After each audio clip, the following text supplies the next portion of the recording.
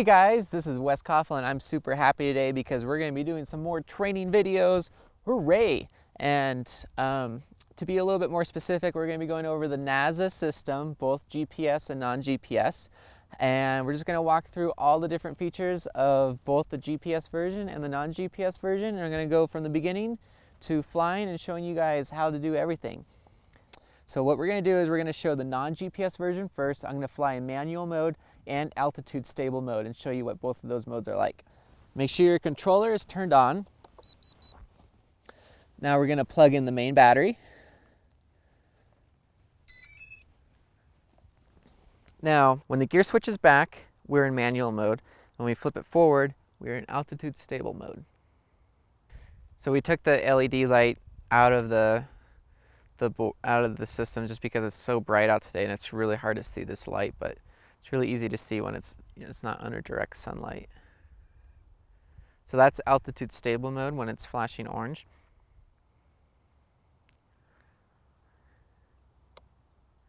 Manual mode, no flashing. To arm your NASA or to arm your XP2 to get it flying, what you're going to have to do is we're going to do the arming command, which there's a couple different ways you can do it. You can go in with both of them, both of the sticks. That will work. You can go to the bottom right. You can go to the bottom left. You can even do opposites. Basically, both switches have to be in the bottom right or left hand corners to arm. And what it's going to do, it's going to power up the motors for 3 seconds. And if you don't take off in those 3 seconds or give it a little bit of throttle, the motors are going to stop. Okay, so once the motors stop, you're going to have to rearm it to take off again. Another thing to note is, let's say you do take off, you're flying, you land, your throttle's all the way down, you have 5 seconds to take off again. If you wait 5 seconds and try to take off, your board becomes disarmed and the XP2 can't fly, so you're going to have to rearm it. So, ideally, you don't ever want to go into a free fall for more than 5 seconds because you're going to have to rearm your board in the air when you're falling, but 5 seconds is a pretty long time for the free fall. You have to be pretty high up in the air.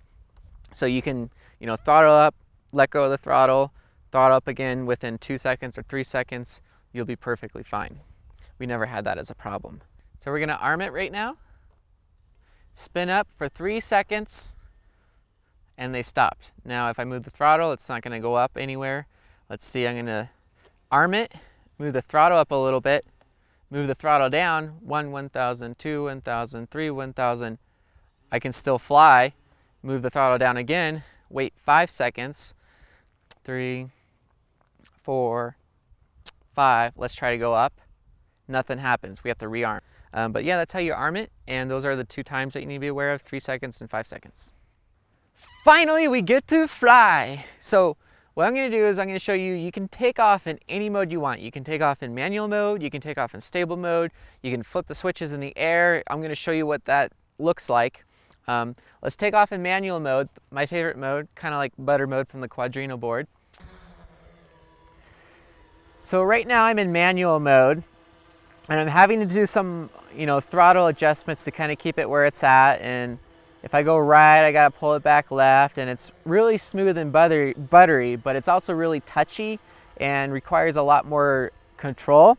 If we flip it to altitude stable mode, the quadcopter now is gonna use its barometric setting inside, which is gonna be, how high it is, and the magnetic compass to do the best job it can to kind of stabilize itself and stay in one position. So if you let go of the sticks, it's going to do as best as it can without a GPS to do a hover hold.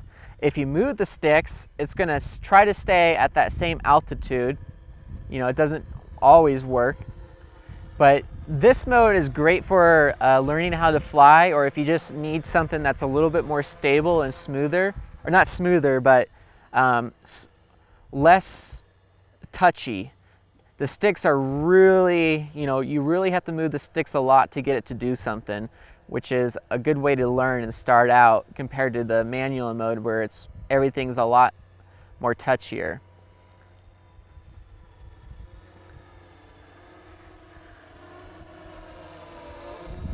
So if I switch back to manual mode, we can see if I can go forward like that, let go of the stick, you know, we get these dramatic, real dramatic maneuvers, and I'm letting go of the stick right now. Flip back to altitude stable mode, kind of stabilize itself out. Now the stick moves are much more sluggish and easier to control for a beginner. Bring it back, and then when I'm bringing it back on this one, I'm holding the stick almost to keep it at that angle. So altitude stable mode is a great mode if you're learning how to fly. Manual mode is the great mode if you're trying to get the smoothest aerial video possible.